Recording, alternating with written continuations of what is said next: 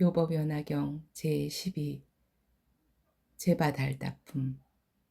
그때 부처님께서는 모든 보살들 그리고 하늘 천신과 사람 등 여러 사부대중들에게 이르시었다. 나는 과거 한량없는 겁 동안 법화경을 구할 적에 단 한 번도 게으름을 피운 적이 없었느니라. 아주 오랜 겁 동안 항상 구강이 되어서도 위없이 높은 깨달음을 구하려고 발언했으며 단 한 차례도 마음으로 물러서지 아니하였느니라. 또한 육바라밀을 성취하기 위해 부지런히 보시를 행하되 마음으로 도무지 인색함이 없었느니라.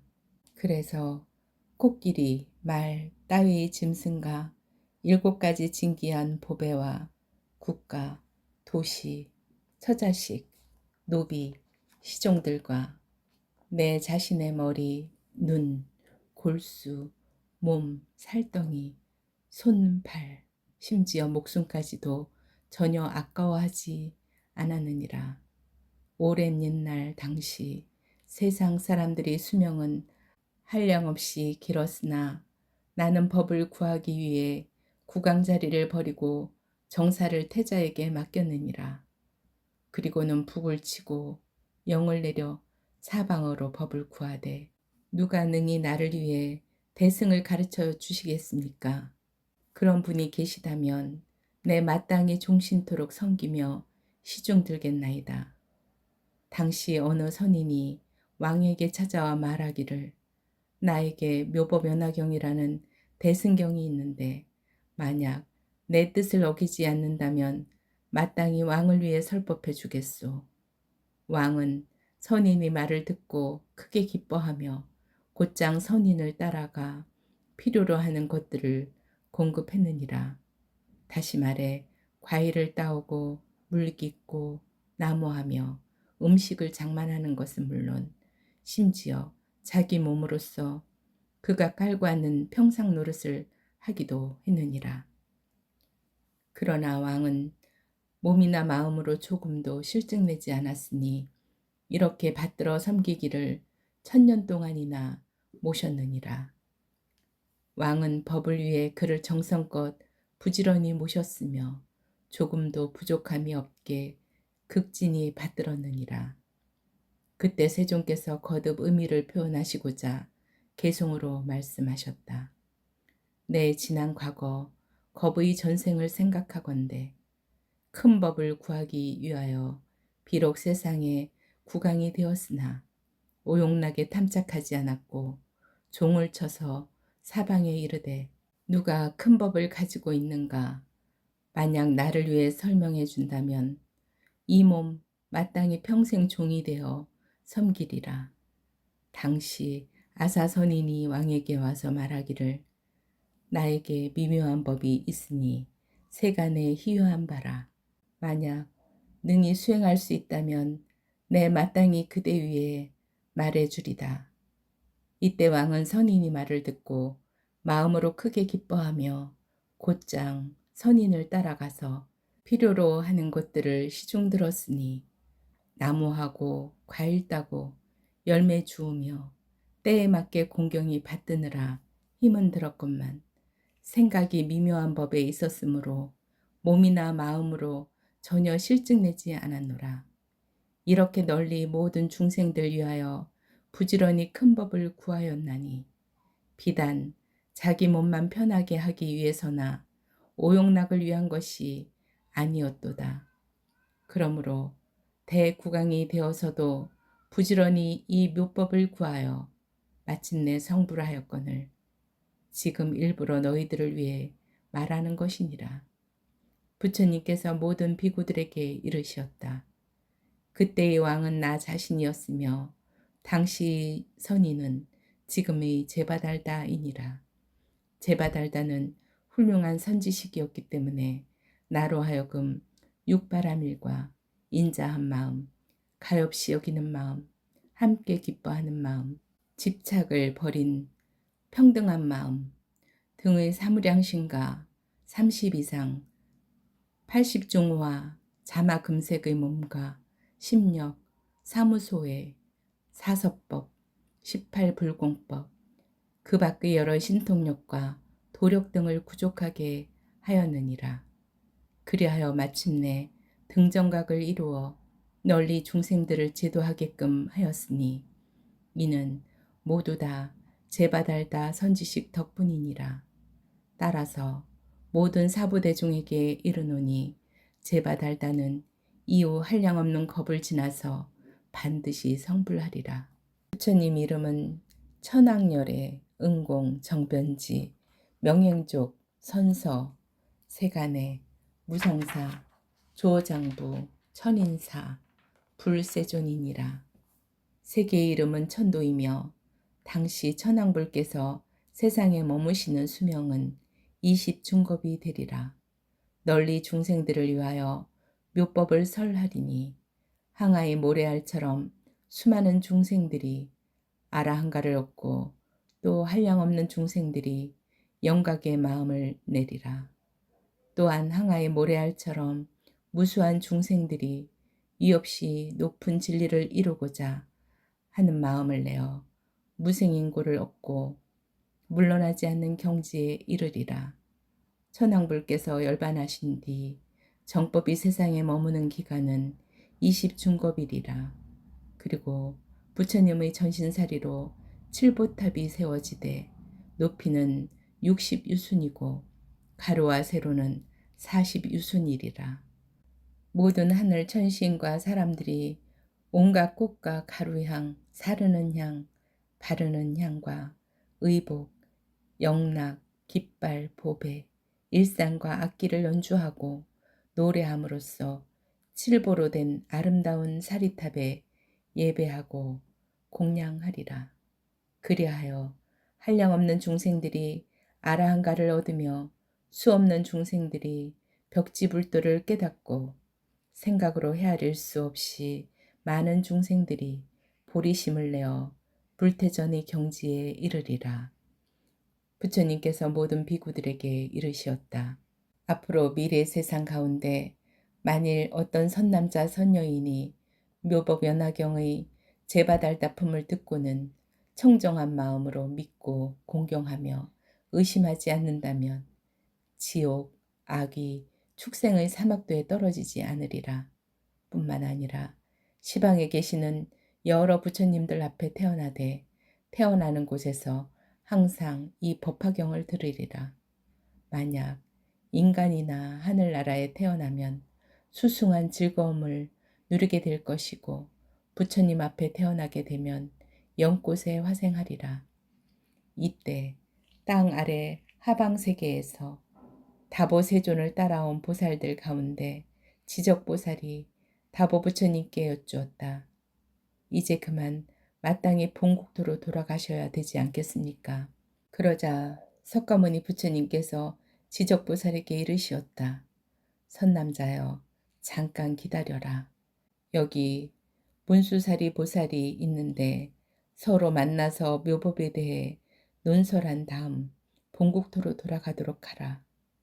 그때 문수사리 보살은 수레바퀴만큼 커다란 1000개의 꽃잎으로 된 연꽃 위에 앉았고 같이 따라온 보살들도 역시 보배 연꽃 위에 앉은 채 큰 바닷속 사갈라 용궁으로부터 자연이 솟아나와 허공 속에 떠서 멈추었다. 이윽고 영치산에 이르자 연꽃 위에서 내려 부처님 계신 곳으로 나아가 머리 숙여 다보 부처님과 석가모니 부처님 두 분 세존의 발에 절하였다. 예배를 마친 다음 문수사리 보살은 지적보살이 있는 데로 가서 서로 함께 안부를 물으며 인사를 나누고는 물러나 한쪽에 앉았다. 지적보살이 문수사리 보살에게 물었다. 인자께서 용궁에 가셔서 얼마나 많은 중생들을 교화하셨습니까? 문수사리 보살이 대답하였다. 그 수는 한량이 없어서 가히 헤아릴 수가 없습니다. 입으로 말할 수 없을 뿐만 아니라 마음으로도 짐작할 수가 없답니다. 그러니 잠깐만 기다리십시오. 이제 저절로 증명이 되어 아시게 될 것입니다. 문수사리 보살이 말이 미처 끝나기도 전에 무수한 보살들이 보배 연꽃 위에 앉은 채 바닷속에서부터 솟아나왔다. 그리고 영치산으로 다가와 허공 가운데 떠 있거늘 이들은 전부 다 문수사리 보살이 교화하여 제도한 보살들이었다. 이들은 보살행을 구족하고 모두 함께 육바라밀을 논하였는데 본래 성문이었던 사람들은 허공 속에서 성문 수행에 대해 말하기도 했지만 지금은 모두 대승의 공한 이치를 수행하고 있었다. 문수사리 보살이 지적보살에게 일러 말하기를 바닷속에서 교화한 일이 이러합니다. 그때 지적보살이 개성으로서 찬탄하였다. 큰 지혜와 높은 위덕, 용맹스런 뜻으로 무량중생 교화하고 제도하신 일, 지금 이 모임에 있는 대중과 내가 이미 확인했나니 실상의 뜻 펼치시어 일승법을 열어 밝히시고 널리 모든 중생들 인도하사 깨달음을 속히 이루게 하시었도다. 문수사리 보살이 말하였다. 나는 바닷속에서 오직 항상 묘법연화경만 연설하여 가르쳤답니다. 지적보살이 문수사리 보살에게 물었다. 이 경전은 매우 깊고 미묘하여 모든 경전들 가운데 보배이자 세상에서 아주 희유한 바입니다. 그런데 과연 어떤 중생이든 부지런히 정진하며 이 법화경을 수행한다고 해서 정말로 빨리 성불할 수 있겠습니까? 문수사리 보살이 대답하였다. 사갈라 용왕의 딸이 하나 있는데 나이가 이제 겨우 8살밖에 안 되었습니다. 하지만 지혜롭고 총명하여 중생들이 여러 근성과 행업에 대해 잘 알며 다란이를 얻어 모든 부처님들께서 설하신 깊고 비밀한 법장까지 다 수지하여 외울 정도입니다. 게다가 선정에 깊이 들어 온갖 법에 대해서 밝게 통달하고 있습니다. 또한 순간 찰나에 보리심을 내어 불태전의 경지를 얻었고 변제가 걸림없으며 중생을 갓난아이 보살피듯 자비롭게 사랑합니다. 공덕이 부족하여 마음으로 생각하고 입으로 말하는 것이 넓고 미묘하며 광대할 뿐만 아니라 자비롭고 어질며 겸허하기 그지없습니다. 마음 먹고 생각하는 것이 온화하고 우아하여 능히 깨달음에 도달할 만합니다. 지적보살이 말하였다. 내 생각하건대 석가열애께서도 한량없이 오랜 것 동안 어렵고 힘든 고행을 수행하셨소이다. 그래서 많은 공덕을 쌓아 보리도를 구하셨으니 일찍이 한 번도 공덕 쌓는 것을 소홀히 한 적이 없으셨습니다. 오죽하면 삼천대천이 온 세계를 살펴볼 때 전생의 석가열애께서 중생을 위해 목숨을 바치지 않았던 곳이 단 겨자씨만큼도 없을 정도였겠습니까? 석가모니 부처님께서도 그렇게 하신 후에야 깨달음을 이루셨거늘 한낱 용녀 따위가 잠깐 사이에 문득 정각을 이룬다는 말은 도무지 믿어지지가 않습니다. 지적보살의 말이 채 끝나기도 전에 용왕의 딸이 호련히 부처님 앞에 나타났다. 그녀는 부처님께 머리 숙여 공손히 절하고 한쪽으로 물러나 개송으로서 부처님을 찬탄하였다.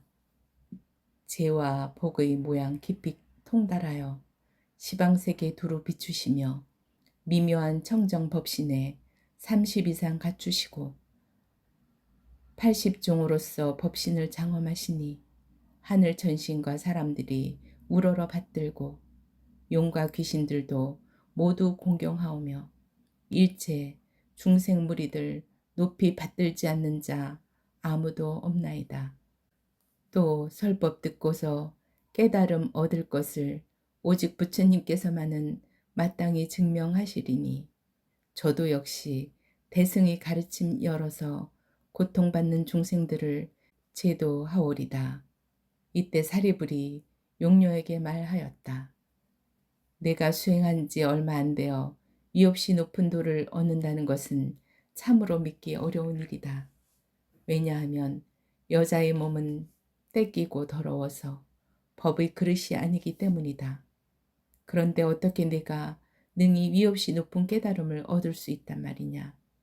부처님 되는 길은 멀고 멀어서 한량없는 겁이 흐르도록 부지런히 고행을 쌓고 모든 바라미를 구족히 닦고 난 다음에야 겨우 성취되는 법이다.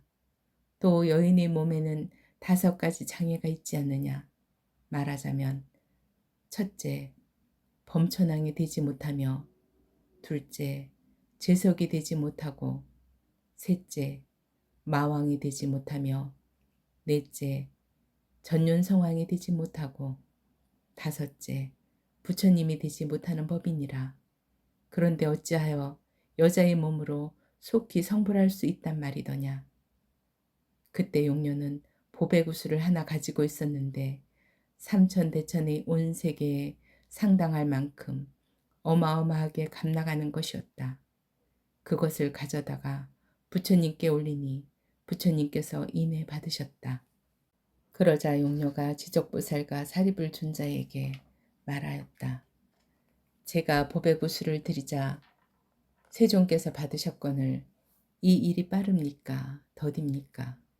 지적보살과 사리불이 대답하되 아주 빠르도다. 용녀가 말하였다. 여러분이 신통력으로서 이제 제가 성불하는 것을 똑바로 보십시오. 이보다 더 빠를 것입니다. 당시 모인 대중들이 다 용녀를 바라보자 잠깐 사이에 남자로 변하여 보살행을 구족하였다. 이윽고 남방의 무구세계로 가서 보배연꽃 위에 앉아 등정각을 이루더니 30이상과 80종호를 갖추고 널리 시방일체 중생들을 위하여 묘법을 연설하는 것이었다. 그때 사바세계의 보살과 성문들 그리고 하늘 천신과 용 등 팔부신중의 사람인 듯하면서 아닌 이들은 전부 멀리서 용녀가 성불하여 당시 무구세계에 모인 사람과 하늘 천신들을 위해 널리 설법하는 것을 보았다. 그들은 모두 마음으로 크게 환희하여 하염없이 바라보며 공손히 예배드렸다. 무구세계에 한량없는 중생들은 법을 듣고 깨달아서 불태전의 경지를 얻었으며 또 한량없는 중생들이 불도의 수기를 받자 무구세계가 6가지로 진동하며 움직였다. 그리고 3,000명의 사바세계 중생들도 불태전의 경지에 머물게 되었고 다른 3,000명의 중생들은 보리심을 내어 수기를 받았다. 이에 지적보살과 사리불 그리고 일체 대중들은 용녀의 성부를 잠자코 인정하며 받아들일 수밖에 없었다.